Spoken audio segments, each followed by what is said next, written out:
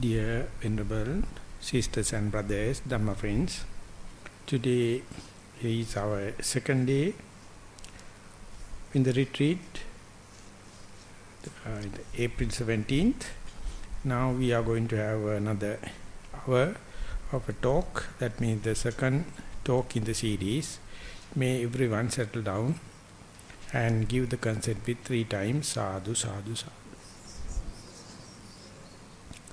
Namo tasse bhagavato arahato samma sambuddhasse.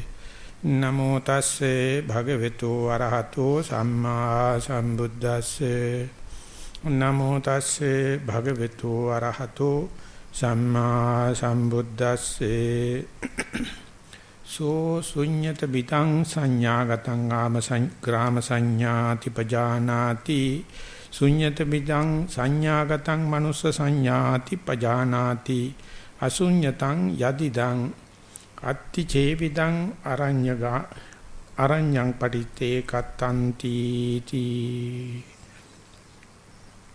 Dear Venerables and Dhamma friends, as I introduced yesterday, we are going to take this particular discourse as the main topic for this series, namely Chula Sunyatha Sutta, and that is explaining abiding in voidness. And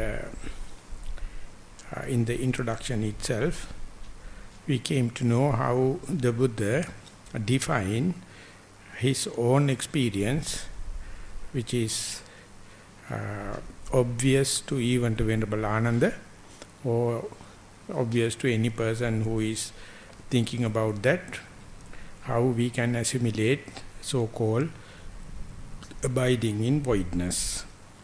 In order to show it, the Buddha take the here and now context.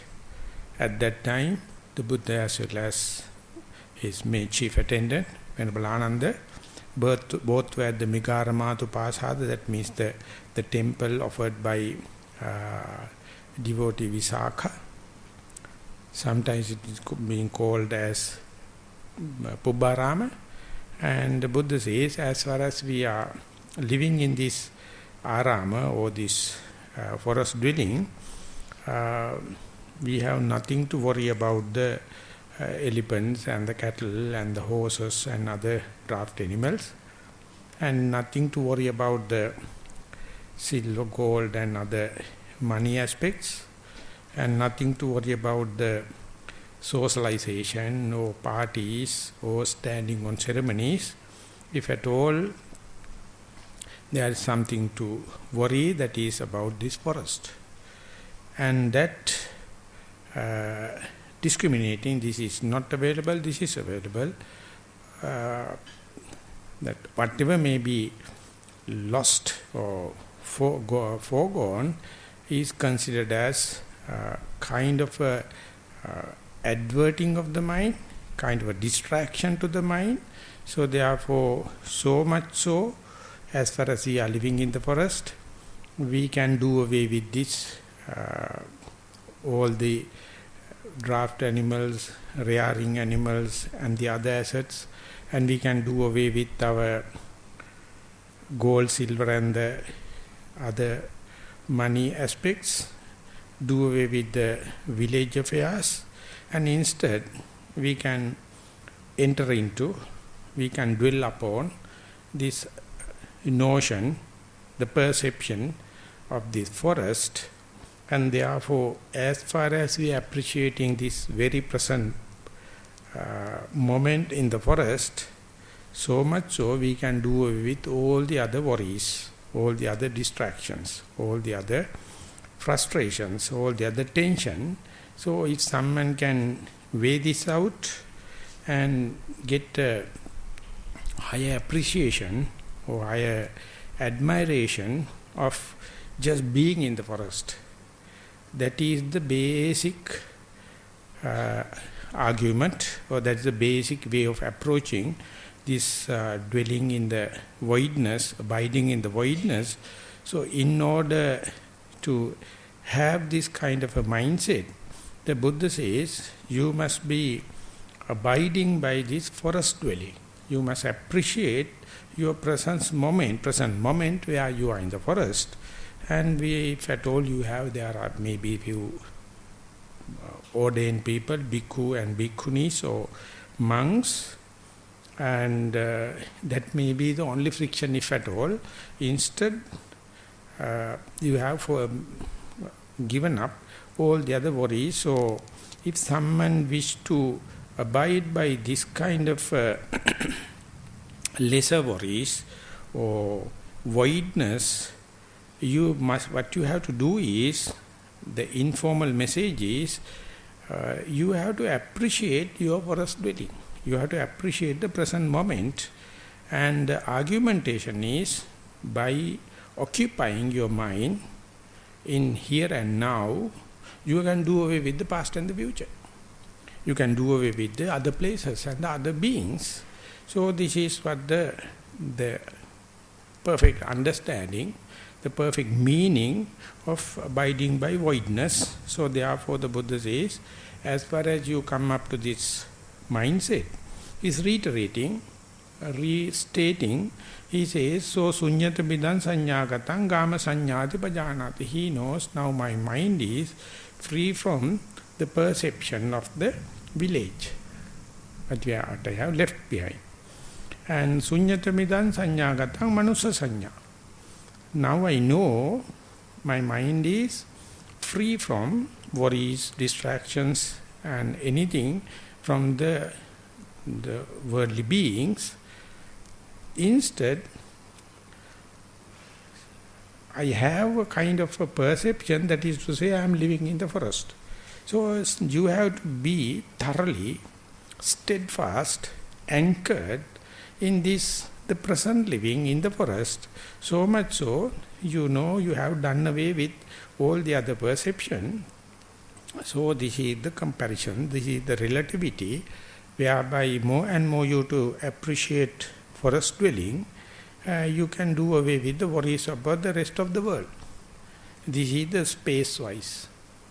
Time-wise, if you can dwell in the present moment, so much so you anchor in the present moment, by abiding in the present moment, you can do away with the past and the future. Only two dimensions in the world, space and time. Here the Buddha takes the space dimension. He says, now we are living in the forest.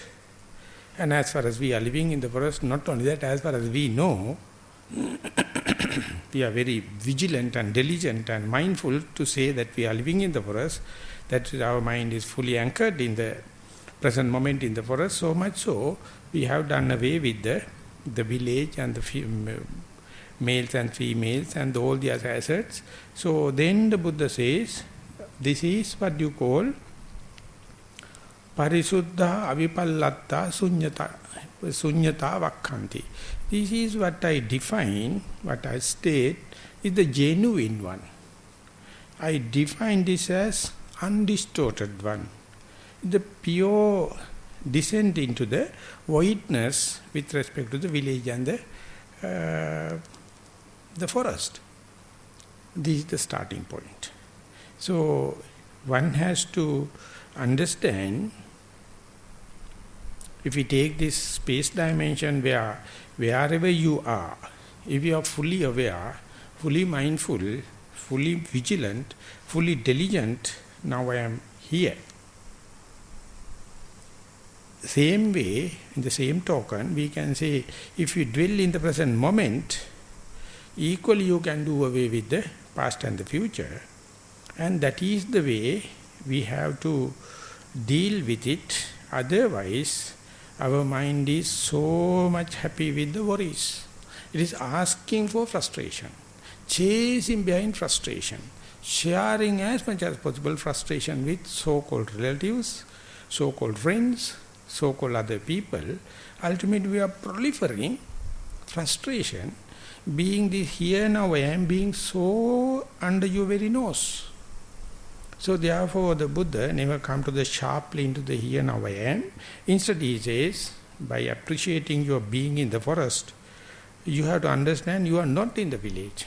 You are not concerned about the other assets, other responsibilities, and your prime responsibility is to be here, be in the forest.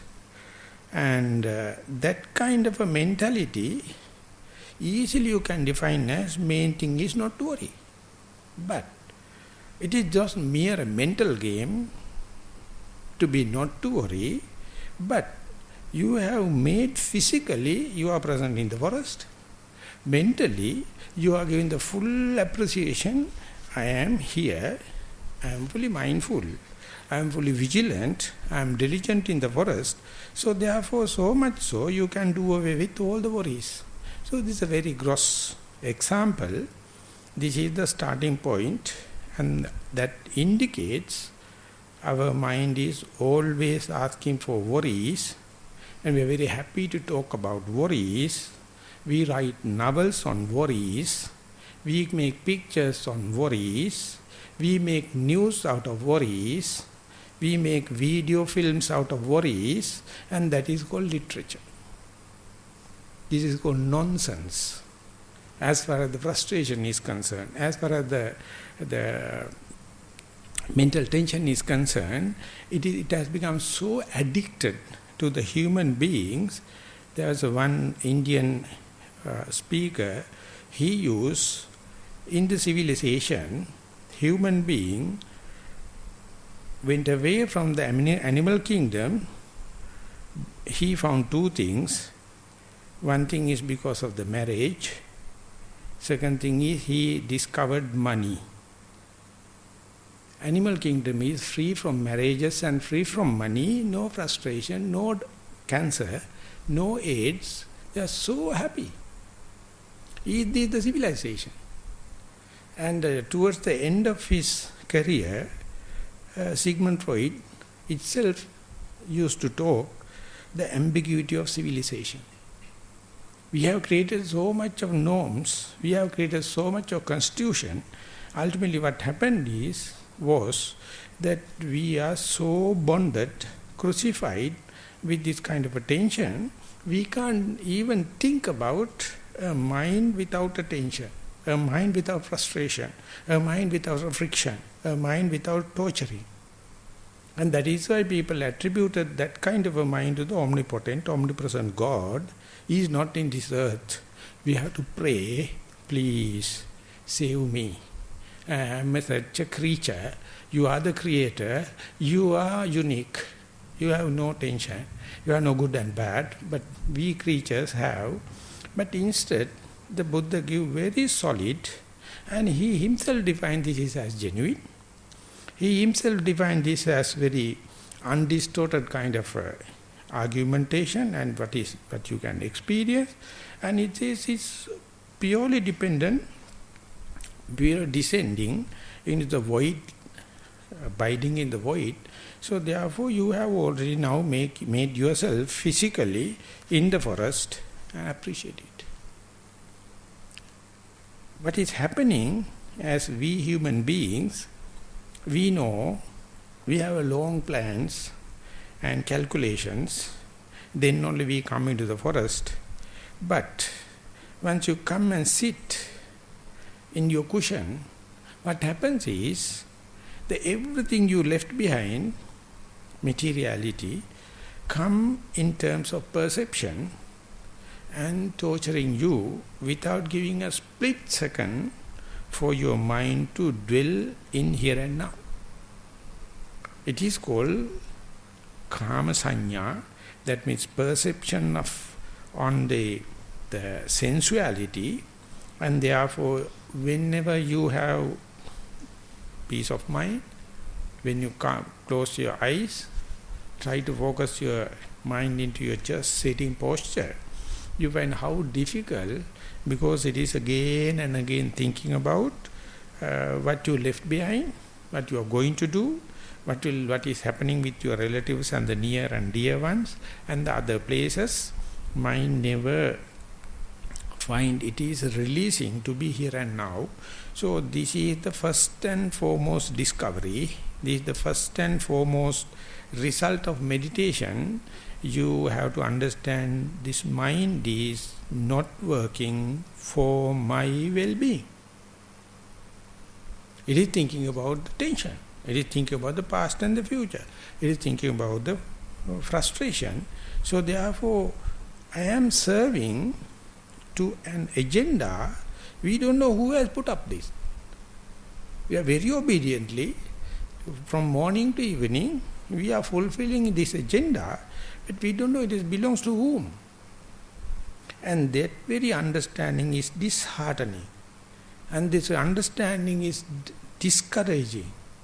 And that is why we are not happy to face this situation here and now.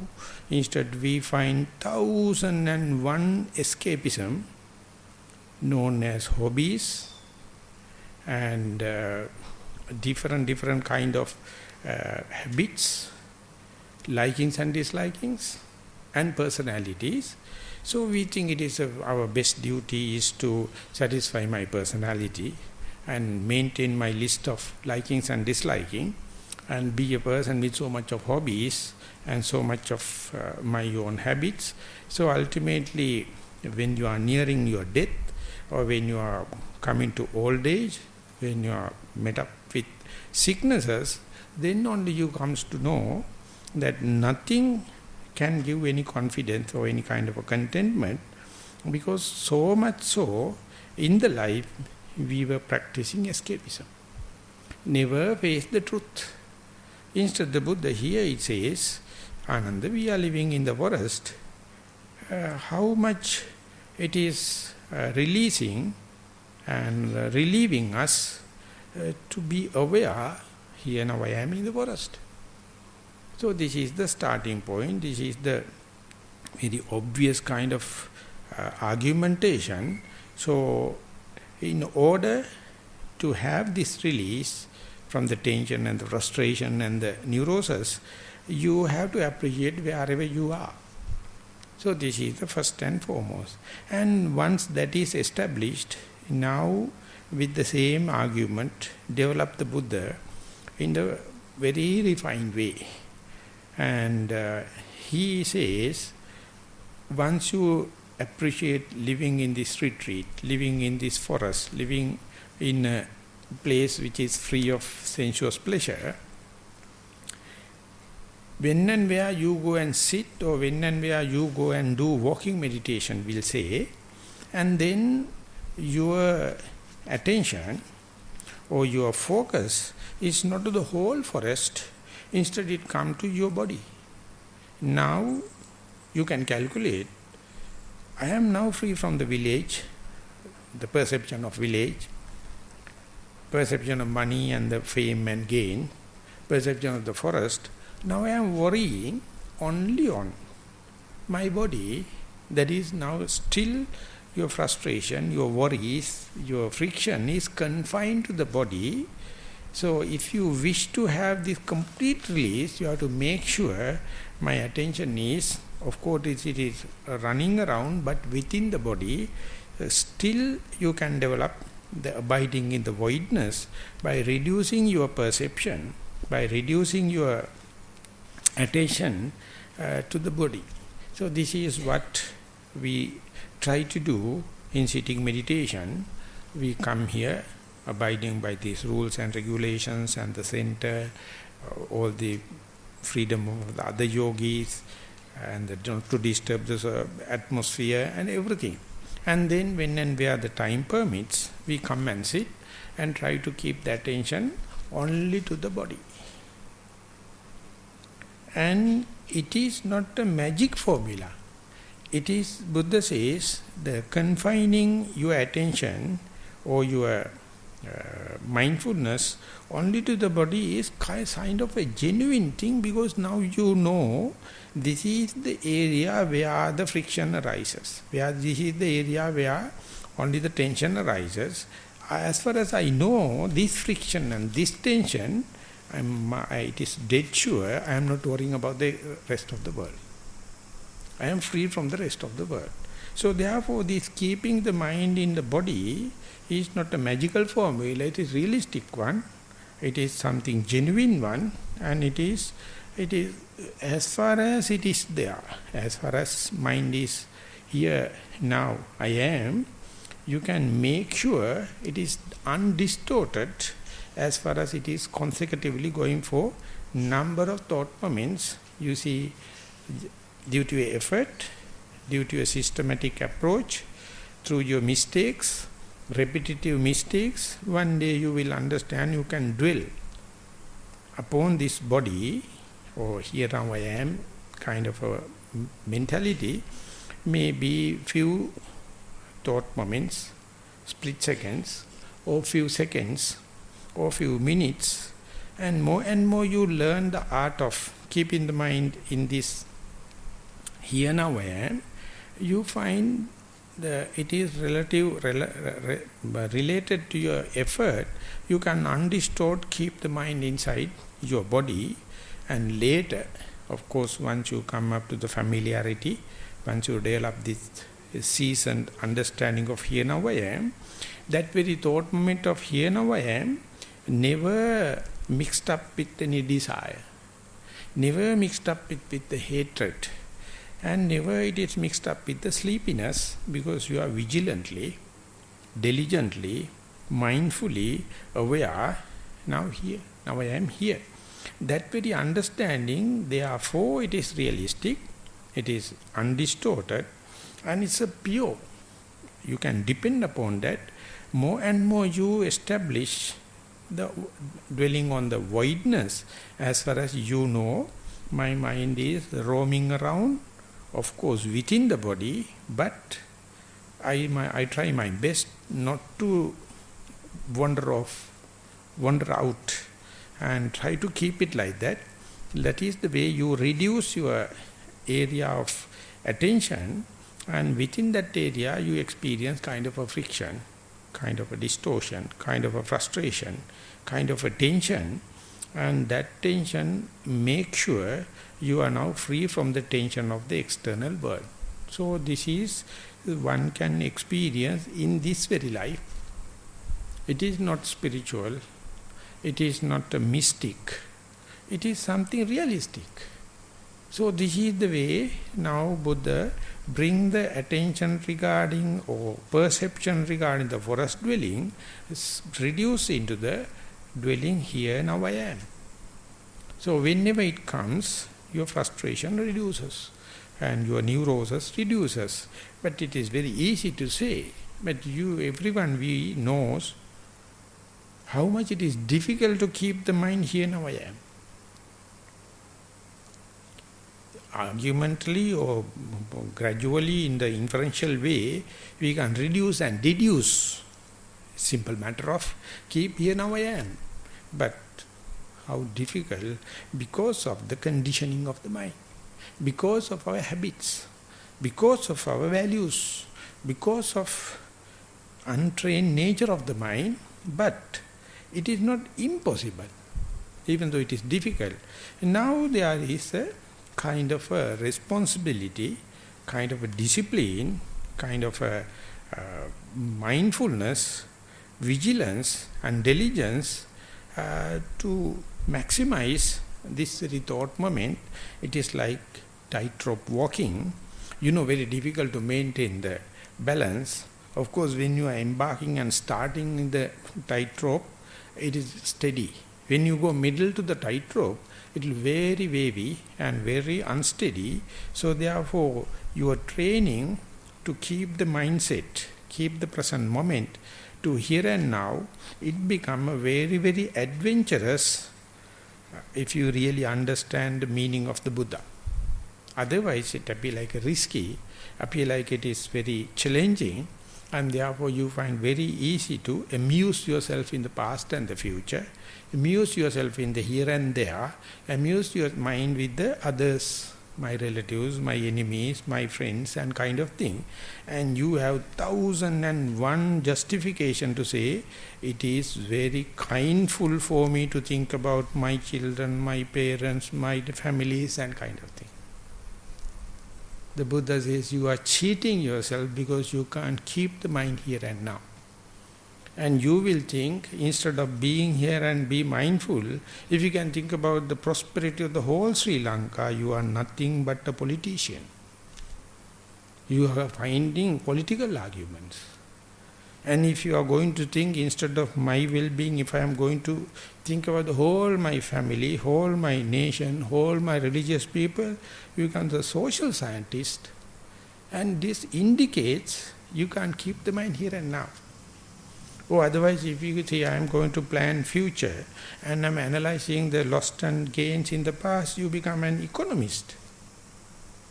You will be very expert politicians, expert economists, economist socialists, but each and everything undermine your inability to be here and now. That's why the Buddha is half laughing, looking at you. Wherever you go, Buddha is laughing at you. Not a full smile. Half he says, you think you are expert, huh? Yes, yes. You are very expert to pull yourself from the past and the future, pull yourself from the here and there, pull yourself from the other beings, well-being, being you are in utter bankruptcy. You are thinking about the well-being of the others and the balanced planning of the past and the future and the other places. So moment you train this kind of outlook to your life, your whole life become a joke. Whole life is a joke. We are doing whole kind of escapism, and we have golden rules and formulas to justify it. And all the idiots right round clapping and says, yes, yes, you are correct. We must always do away with the present and here and now. We must think about the past and the future. We must think about the other places and the other people. Then you will get Magsaysay prize or Nobel prize. So much of prizes. Have anyone given any prize because that you have been here and now?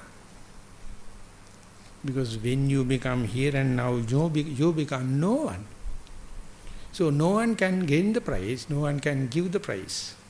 So this is a real going against the grain. But again I am repeating, you can't do it plurality. You can do as a group. You can't do as a family. You can't do as any class. But we can learn as a class. But we can practice as singular one. And then be here and now. So that means you are worrying about your body. And you know 80% of your body, how unruly it is. Whenever you try to keep it in a symmetrical balanced posture, even though it is comfortable, you don't feel at ease. You never feel at home. You always feel like adjusting it and changing it. And ultimately, whenever you have that freedom, you feel like an imprisonment or very difficult to be there. So, amidst of all the kind of difficulties, when and where you train yourself to be here and now, we have taken the sitting posture in a intensive residential retreat, and you will understand slowly, this very body not listening to me. I am not the householder, I am not the executive, it is not listening to me. More and more you try to focus the attention, you may find how unruly it is, and still, being so, still, if you pay attention very patiently, very devotedly, very energetically, very mindfully, you find there are some movements, there are some activities in the body, something, some part willfully you can change. Intentionally you can change. With your consciousness you can decide. And there are some parts, they are happening without your conscious decision, volition and the will. They are called involuntary muscles, action due to involuntary muscles, and what you can consciously decide, we can voluntary. So the Buddha very sharply, very In a lucid way, he says, what is your discipline, what is your restrainment is as far as your intentional actions are concerned, conscious actions are concerned, physical and verbal, recognize them. In order to have this clear-cut idea, make a decision, I will stop as much as possible all the physical actions and all the mental actions. So once you sit, you give the maximum comfortable, maximum symmetry, maximum relaxation, and let the body to be by itself without your conscious movements. That is the way you try to do away with your willful action, willful bodily action, and willful verbal action. That is why we are so concerned about noble silence in sitting posture. And then when you observe, it will be amazing, even though you have stopped all the physical and verbal conscious actions, there are 1,001 things are happening at a given time. These things are beyond your control. You can only assume observer status. That is what you call the yogi. That is what you call insight meditator. So what you do is do away with all the conscious decision, conscious action, and the verbal actions, conscious thing, and observe it. Then the Buddha come out and say, what is left behind is nothing but 4 elements, the elementary characteristics. There are some characteristic attributable to the earth element: hardness, softness, lightness, heaviness, smoothness, roughness. So these things, never listen to your commands, never listen to your demands. They are working equally like in dead bodies and the external things. The earth element is working. And the air element, expansion, contraction, stiffness, tension, movements. The heat element, cold and heat bubbles, are running here and there. And the water element, some cohesiveness, abiding nature, and fluidity, they are happening. So if you, as far as you do away with your conscious, willful, volitional decisions, you are bound to see the body as a function of these 4 elements. Now you are going into the very deep reality that is called natural characteristics of your so-called body. It is never become a single fold, it is always an agglomeration. Agglomeration of actions, agglomeration of stiffness, tensions, agglomeration of the hardness and softness, fluidity and cohesiveness, heat and cold. So it is called a heap. The verbal meaning of the kaya, skandha, means a heap, a mountain. Then you can see, just like when and where you focus the attention to yourself and try your best to do away with the conscious things, conscious physical and verbal things, deeds, and you observe it like an ant hill full of ants, or otherwise so-called ant hill made by the white ants, and you can experience actions are happening without your volitional involvement. Just like a pyramid, you can experience your pyramid, your sitting posture, so much of actions. So it is fearful because nothing under your control. Everything happening in the asampajana kaya sankhara, asampajana vachi sankhara, asampajana mano sankhara. So much of actions are happening, we can say physical actions within your body, which is not one of your decisions, not a volitional thing, not a willful thing. But you can very under your very nose, very diligently, very vigilantly, you can observe it. And there are some verbal actions that is called inner chatter and verbalization inside, so much of things are happening. And yet another way, you can see feelings and perception without any cessation, incessant way, so much of feelings are happening, so much of perceptions are happening. So when you're observing it, if you are lucky enough to observe it, never you can see the same facet twice. So fast, it is changing its facets.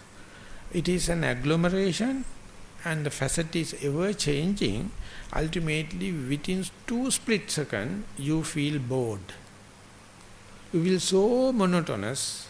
It may be so tasteless. It may be a lack of dramatic nature.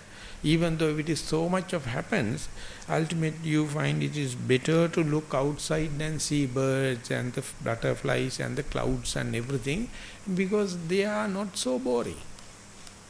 And you'll be very happy to hear this and that sounds, because they are giving kind of a likings and disliking. You'll be happy to get good smells, good tastes, and good change of your posture and different comfortable feelings, because each and everyone smeared with the liking and disliking.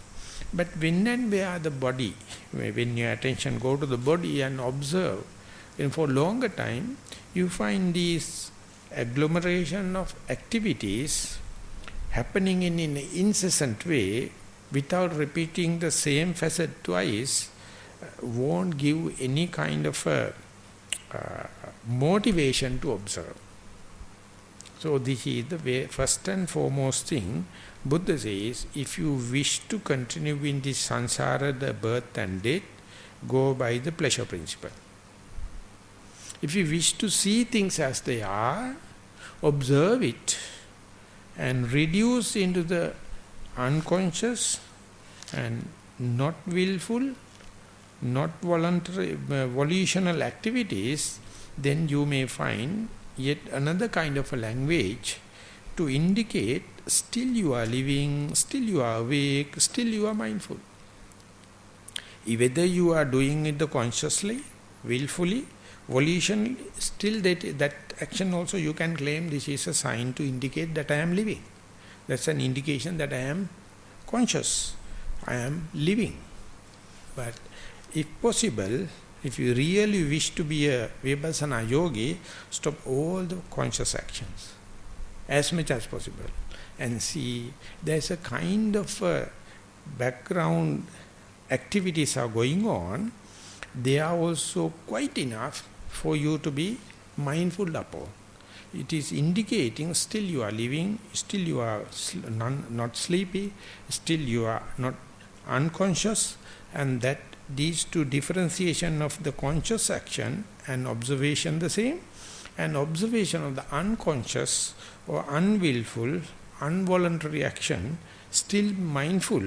This is a very big change. Now you are pondering and plunging into the reality, so-called me, so-called who am I, and it's a starting stepping stone for a long journey. So, but you have to understand how much preparations, how much basic understanding, how much mistakes you have to appreciate in order to reduce your attention, in order to bring your mindfulness, in order to bring your vigilance and diligence to this under-the-nose action. And that is why Buddha is comparatively reducing yourself from the whole world to the forest, from the forest to your body, and now your body is nothing but 4 elements.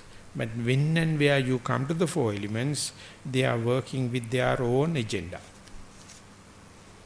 When and where you come to know it, then you can understand this is exactly what happens in the Buddha's own body. You can exactly understand what is happening in the Venerable Ananda's own body. Exactly you can understand this is exactly what happened in your utter enemy's body. This is what happened, the person in front of you, whether he is a meditator or she is meditator or not. But we are so negligent. We are so bored. We are so monotonous. We have so much of doubts. Entertaining, is this the one, the path revealing to abiding by voidness? I challenge, no, not a single religion can go beyond that. Religion means you try to fix kind of a permanent notion, permanent perception, and abiding this and that. But when and where the mind ready to see, ready to appreciate the very body in terms of 4 elements, that you understand there's nothing permanent, everything is changing, but this changing nature is never changing. Changing nature is never changing, so therefore you lose your whole golden formulas. Anything you have frames, labeling, put labels, and everything you can't, you lose. So therefore this step from the whole body to understand each and every elements, you must be a very senior yogi or with lot of experience, not to experience it but to appreciate it. So therefore it needs a huge amount of justification on theoretical. So if you are supposed to learn commentary exegesis or Abhidhamma training or any Buddhist literature, this step is given by the huge amount of books, book knowledge, but even without any kind of basic understanding, the very experience, you sit comfortably and let the mind to go into your body, into your present moment and here and now, and try to experience without manipulating, without having a choice, without having a preconceived ideas. Let the thing happen as it is and observe it. Then the theory understanding is irrespective, you can experience it. So therefore Westerners, whenever they are learning about this Buddhism and put thing into practice, they recognize mindfulness as choiceless awareness. You come here and now, do away with as much as possible intentional activities, let the thing happen, be fully aware, but don't be choosy, this is good, this is bad, this must not. But instead, if you can have choiceless awareness, there the Buddha says that very experience is genuine one, genuine and intrinsic one, specific to you, specific to that thought moment, specific to that place, and something new, something going against the grain. So therefore that genuine one, genuine experience of things as they are, it is not so far away, it is not so very expensive, it need not any kind of a basic qualifications, unless otherwise you have this, how to reach it and how to appreciate it. So this very genuine as well as an undistorted experience, when you keep on practicing. From the Western terminology, they say you must have a evenly suspended attention to this phenomena with a suspended decision. Don't let the mind to get bored. Even if it is boredom happens, understand mind is progressing. Meditation is catching. Mindfulness is gaining.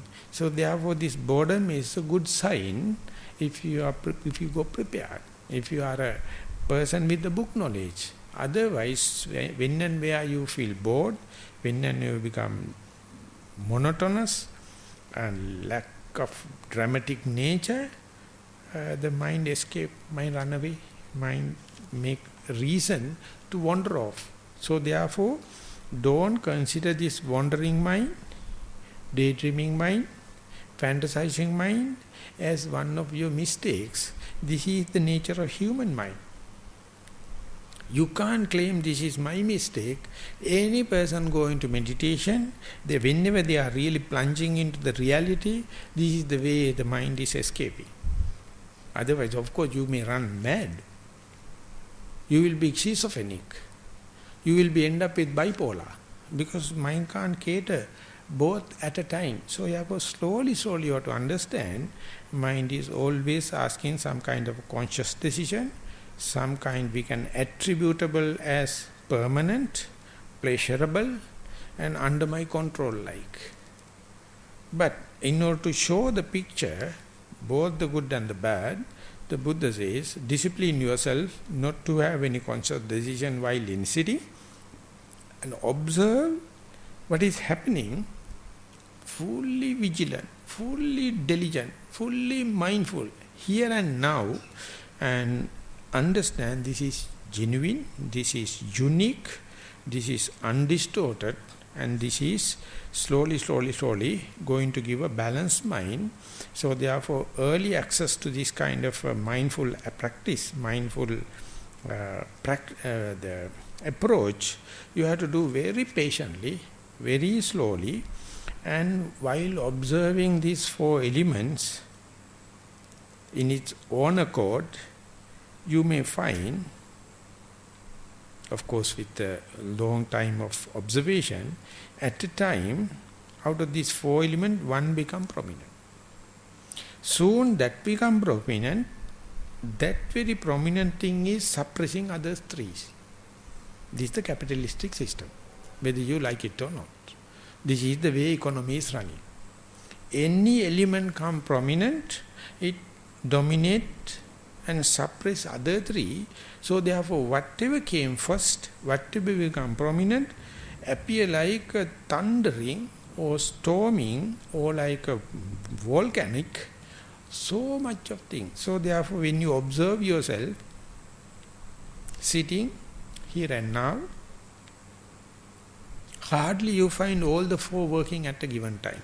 You may at a time see via element, expansion, contraction, stiffness, tension, movements. At a time you find your bones are touching on the ground and so hard, so torturing. At that time you can't see expansion, contraction. At a time you feel so heated, and you feel like sweating. If you are in a Western country, sometimes you feel chilled. At that time you can't see expansion or contraction or hardness, but the heat and cold going to torture you. Sometimes the fluidity, every organ, tears feel like coming like out of your eyes, and runny nose, sometimes salivation, sometimes irritation in the throat, sweating, everything like. When that happens, others are not. So therefore, you to understand and to give a proper account balance or bookkeeping, not easy, because whatever may be become prominent, naturally that suppress all the other three. And that is being now properly and scientifically proved in the neuroscience, whenever they say, whenever the mind, as a brain as the functional point according to the neuroscientists, whenever one signal is coming to the brain, it is dominating so much so, all the other signals cut off. Whatever the coming, it is happening through a kind of filtering system. That filtering system is nothing but natural selection, and for the security and for your producing of the progeny. That these are the two things working in the under the carpet. And therefore, whatever the signal happens, it becomes prominent. It so much so it becomes highlighted. It has the power to suppress everything. So this is exactly what is happening in the four elements. So some people, according to the Eastern medical theory, some people are more biased to air element. They people are very active. They are very dynamic. Expansion, contraction, dynamism happens. Some people are very heavy, more towards the earth element, and they are heavy and very established. And some people are to the more heat, and these people are losing the temper very quickly, and that kind of can happen. And others have fluidity as such, so whenever they go to the cold place and kind of they find congestions and all the kind of things. So therefore it has a direct approach to your physical health as well as the mental health. So Hinduism, they have long knowledge about that, and they have detailed understanding. This is at the end of your nostril, the opening of the end of the nostril is like a rhombus in the shape. 4 corners are available. Each and every breath touching in one particular wall, indicating that you are in this temperament. So from morning to evening, if you observe the touching point, one mood to the other, the touching point is changing. So therefore, if you are really observe your breath, of course the observation of breath is specialization of the air element, you can understand never the breath touch the same point. As the sun moves from the place to place, the touching point changes. As your moods are changing, your touching point changes. So therefore, as far as you are not observing your breath, you have to go to psychiatrists and the doctors. As far as you are observing your breath, you become the genius in your health. You understand what is happening under your very nose. But instead, we have given the contract to the doctors, we have given contract to the psychiatrists, we don't know whether you are breathing or not. Leave aside any kind of a mindfulness, because we are so heavy in duties, multitasking. We have no time to think about breathing because it is just air. So this is the way we are missing the bus. The Buddha is bringing back you to the home, back at home, and say, just see how these elements are talking, within brackets, that if you understand the language of these 4 elements, you will really love your body. You will understand it's a huge evolution, has given colossal knowledge known as body knowledge you have never consulted. You are always consulting a consultant. You never consult your body. So much so you become a slave. You become so much so these other minor things become your master, and for everything you have to ask from the others and expert. But the Buddha says your very body is a gift. If you are really studying, in order to study thoroughly, in order to plunge into that, sorry, but you have to forego the whole world. You can't do both things at a time. That's why the meditators go to the forest, sit under a tree, or take a place where no much of pleasurable and sensuous pleasure or such a pleasurable people, and make the mind an invitation to the mind, please come and abide by the body, or come back at home and try to be aware of it, thoroughly aware of it, so much so you can forget about the whole world. So frustration regarding the whole world is gone. Now you have a prime task to be aware of the body, and whenever you see earth element is working, you have to understand the language of the earth element.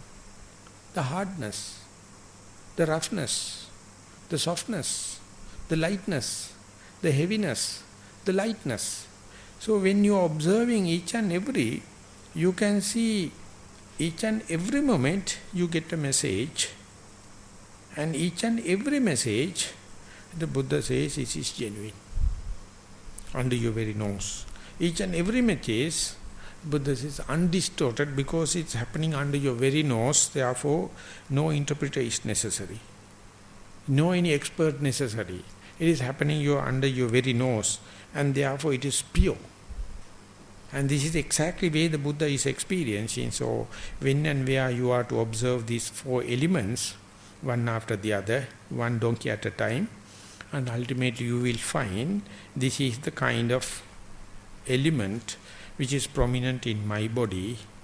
This may not be same with the fellow meditators, so that must be your object of meditation. To select which is your object of meditation, the Buddha, of course, he has that magical powers to see other minds and prescribe. Beyond the Buddha, no one can do, but you can put yourself into water and see how it is performing. So therefore, in sitting meditation, often, or we can say as a suggestion, Buddha says, just stop all the kind of conscious decisions to move your body or talk or anything. Just observe it, just like you are observing an anthill or your own body, observing, of course, not with your open eyes, observe with your mind. And when you are observing, you can see, even though there is no conscious decision, so much of activity is happening, observe them choicelessly. Observe them in an evenly suspended decision or evenly suspended attention. Or very safely, we can say in an unreaction way. Or again, we can say in an unassuming way.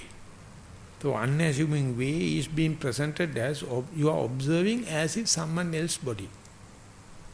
Then you can get a distance and it become a pure science. You are observing your body as a scientist.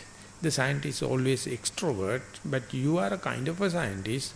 You are introvert, and while observing in sitting meditation, often our attention taken by air elements, stiffness, tension, movement, expansion and contraction.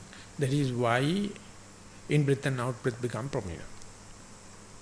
But if you are consciously changing your body and in getting involved in all the other kind of thing, definitely these subtle movements of the air, the gushing draft of air in your nostrils, in-breath A, out-breath A, may not be prominent. So therefore you have to give a conducive conditions so that all the conscious things are being done, do away with, and you observe it. Sometimes you may observe the gross middle part of the in-breath, the gross middle part of the out-breath, or you may see movements of your diaphragm when the in-breath happened, the expansion of your abdomen, when the out-breath happened, the falling of your abdomen. All of them are air element. Now Buddha says, when and where now you focus your attention to the air element, only to the air element, your frustration now, not only the external world on the villages, not only to the money, not only the functions and kind of thing, not only to the forest or to your body, now it has reduced to only one element. This is the way you are dwelling in the voidness in a systematic way. More and more you go into the specialization on this air element, that is in-breath and out-breath.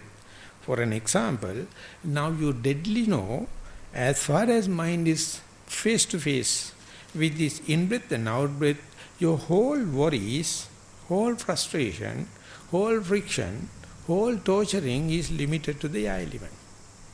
You are completely devoid of or void of all the other frustration. That is the justification. That is why it is being given so much of religious value. The breath, understanding on the breath, as and when it happens, that breath also not a forced breathing. It must be completely natural breathing. That itself is cutting off so much of frustration, so much of tension, so much of friction, so much of torturing. And you to understand that may be more difficult than you to practice. That is why this long series of talks, this information, this knowledge, the theoretical knowledge, the book knowledge is to put that value, appreciate it, and then with this value added system, try to keep your mind as long as possible with this air element, provided that this is the most prominent. More and more you become specialized on the air element, at the end of the session you will understand your mind is totally free of all the other tensions. And in this particular Chula Sunyatha Sutta, the Buddha takes the earth element as the example. This we can really experience in walking meditation. In the walking meditation, when you keep your leg, when you keep your soul on the earth, you can feel the hardness, sometimes hardness of your leg or sometimes hardness of the soil. If you are walking on a loose sands, you feel the leg is hard, so it sinks, keep the footstep. That means leg is harder, earth is softer, the sand. But when you are stepping and walking on a cement floor, the floor is harder, your step is spreading and make it fit into the flat surface. So in two surfaces, you can understand the different characteristics of the earth element, hardness in the leg, in the sandy soil, hardness of the earth in the cement floor. So if you are so sharp, if you are so meticulous to see in each and every step, how does that my mind read this message of the contact of the soul on the ground? That is, now you are confining your attention to only to earth element. As far as you are specializing on the earth element, the frustration regarding the air element is gone. Fire element is gone. Water element is gone. And the frustration, if at all anything about the forest, gone. Your body, gone. Your family problems, gone.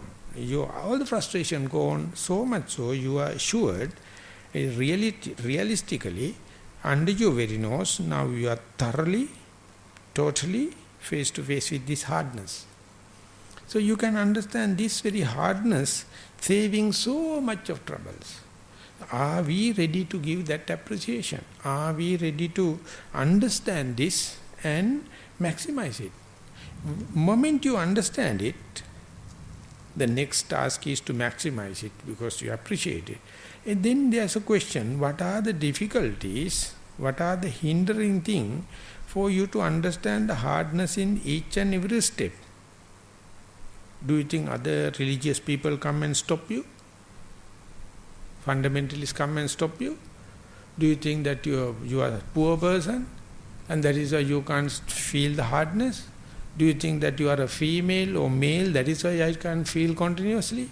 Do you think that you have to get the high ordination and the Buddhist the ordination for this understanding? Nonsense. Nonsense. This is the genuine gift for the human being. We are making so much of excuses because first thing we do not understand what is to be focused upon, what is to be attentive, and then what is to be maximized. So in a retreat like this, we are not going to teach how to maximize it. We just give a glimpse in a sitting meditation as far as you know this is in-breath, and if you can explain, experience, this is what the in-breath means.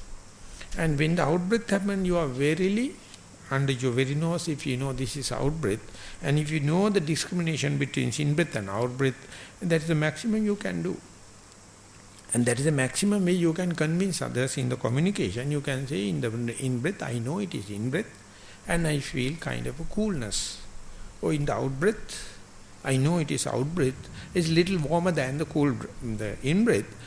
This is the way you imbibe the nature, understanding. That is called the sap of the Dhamma, the juice of the Dhamma. Each and every breath going to give you additional at least one bit of information with respect to the out-breath as well as the previous in-breath. So when and where your focus, when and where your adverting mind go into this information, so much so you are cut off from the frustration. So much so you are cut off from the tension, heat, torturing. So therefore, once you understood. This is something realistic. This is under my very nose. This is really undistorted experience. And this is pure. And this is only for the mindful people, diligent people, vigilant people, ready to forego the whole world people can experience it. And once you get this corrected view, there's no single factor to disturb you.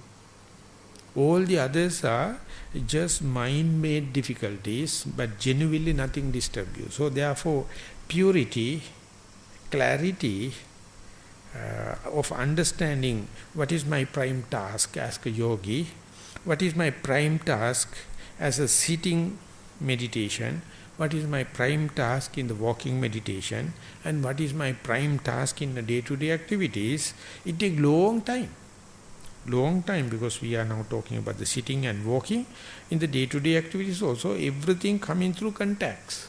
When and where a contact happen, you have to understand it's something with the external world. When and where you are contact or interact with the external world, the elementary characteristics, one or the other, become prominent. If you are aware of it, if you know this is your prime responsibility, so from morning to evening, all the time, living means interaction. Living means contact.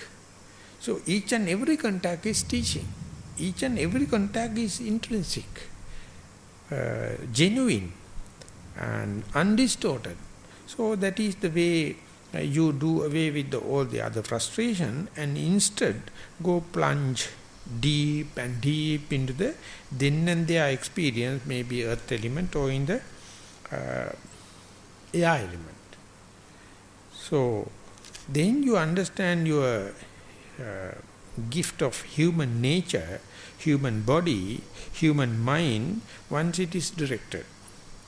So now, in terms of this presence of earth element or air element, you theoretically at least, maybe some inferentially, you can do away with so much of frustration, so much of tension, and more and more you practice, you are going to gain kind of endowment, bliss or gift. That is to say, if you keep on practicing the breath, that very friction from the breath, that very torturing nature of the breath also going to reduce. Reduce to the point unperceivable level. Then you have to understand how much your mind is abiding in voidness of the frustration, abiding in the voidness of the tension. Because your sole attention was on the breath, and more you familiarize with the breath, more and more you become immediate with the breath, ultimately breath becomes so familiar and ultimately start to calm down. Of course, this is kind of a very deep experience. That is why the Buddha says that very pure descending of this or reducing of this frustration is possible only if you know the system. Only if you know, start with something gross, reduce your attention to that particular gross thing so that you can do away with the rest of the world, and don't observe that very gross thing slowly, that also going to become subtle, and ultimately when it is become so subtle, so unperceivable, you feel like completely lost. You can't find any reference, you can't find any signs, you can't find any object. So that is the way you slowly come to the frictionless path. That's why you slowly come into the comfort zone. But if you are not prepared, you will never consider this as a comfort. You will never consider this as a lack of friction. Instead, you will find you are so bored. You may feel so outcasted, lost in this perception. So, but the Buddha says this is something possible, and you can reduce systematically the perception as and when this perception is reducing with respect to the breath that we call breath become unperceivable. With respect to the walking meditation, walking will start completely effortless without any of your involvement. When it is happening, you can see how yourself is walking just like another person observing of yourself. This is a kind of a perspective to understand your mindfulness is now steadfast. You can observe as if a second person that you are walking up and down, everything happen in a very effortless way, and you can observe yourself, and when it is happening, there won't be any tension, there won't be any kind of a regimentation, may not be any kind of a torturing, and you may feel how was when you are a very young child, the first walking you did it on the earth. And when it is happening, what a nice thing for your parents as far as you young person, each and every stepping like a big gift, an achievement. And now exactly the like on the bare ground with the bare food, you are walking and you become so energized, you become so recharged, and you feel like a butterfly, things are happening.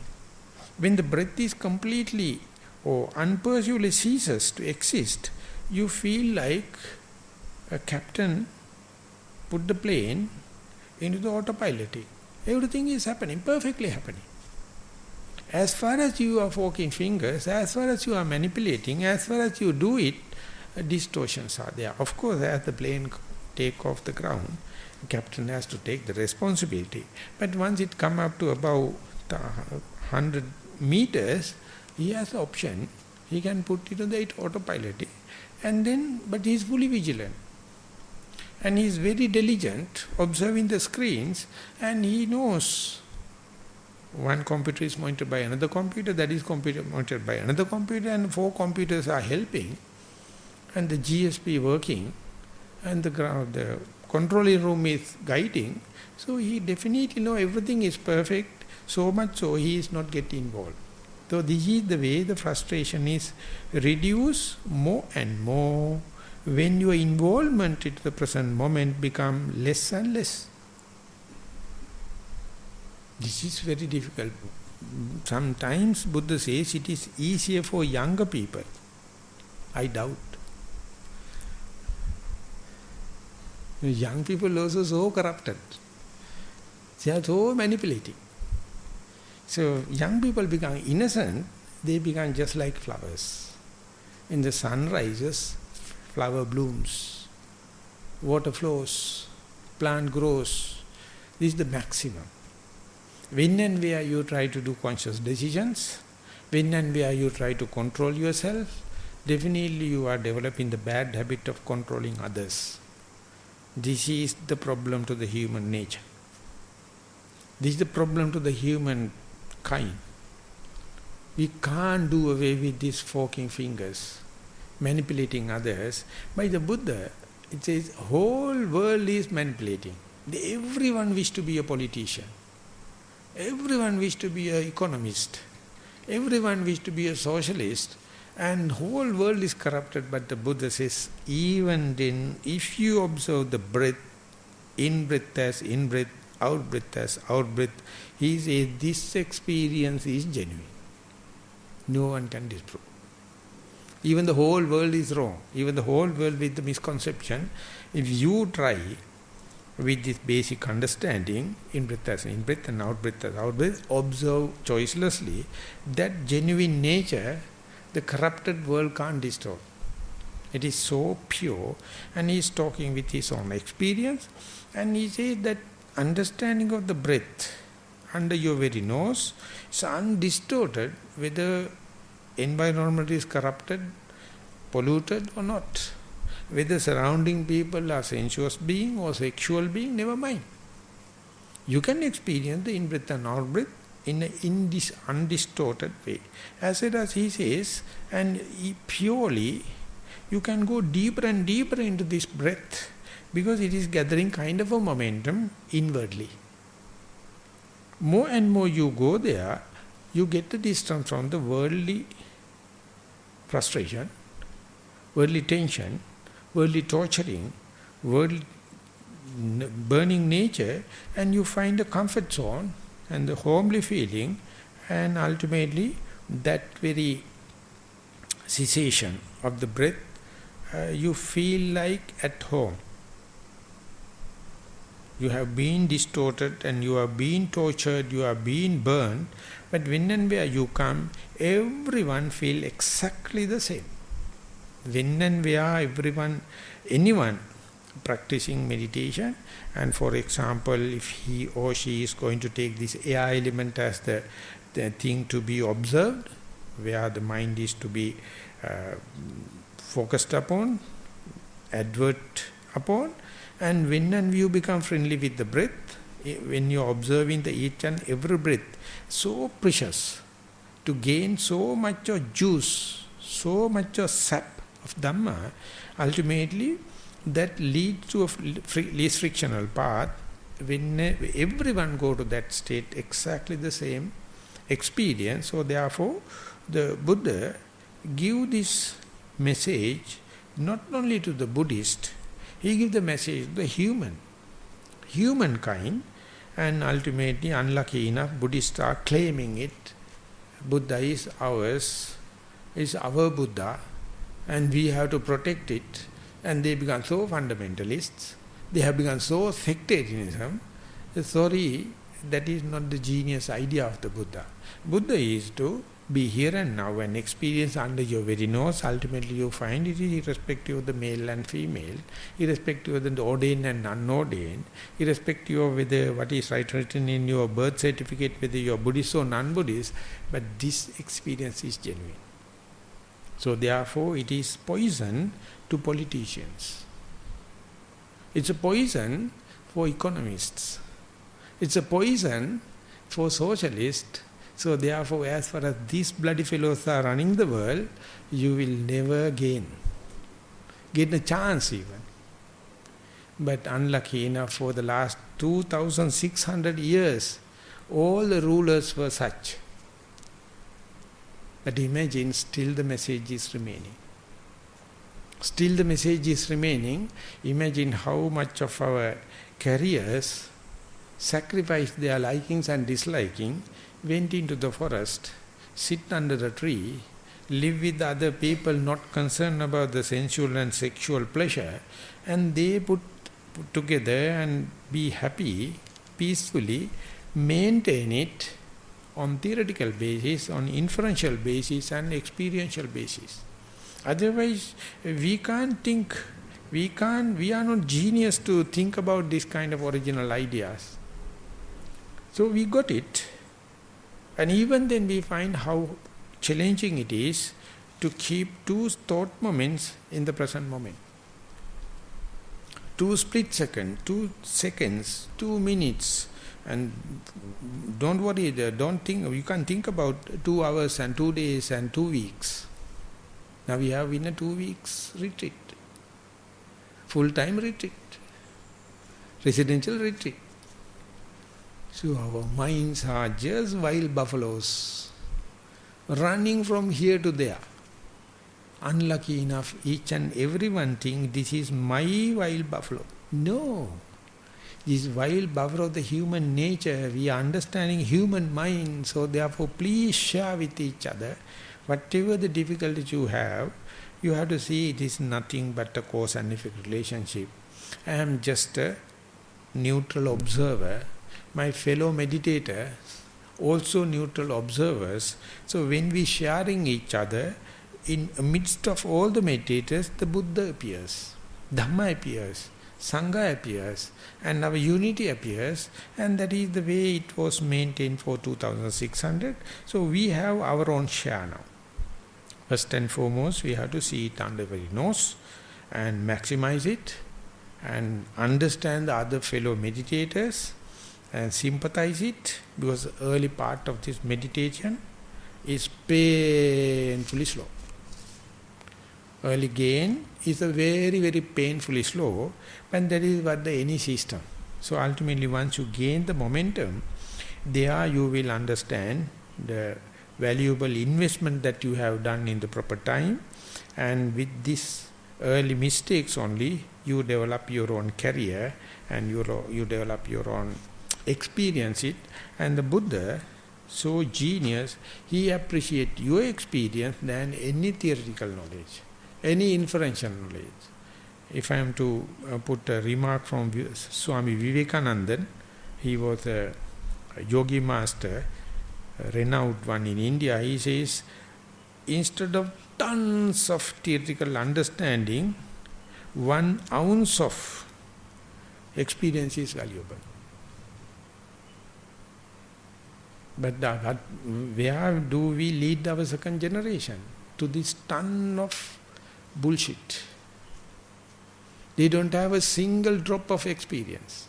So therefore, we have to correct ourselves and then set a good example so that they will understand what they are searching about is a frustration. They are searching about is a tension. They are self-torturing. They are burning. They are proliferating, also torturing.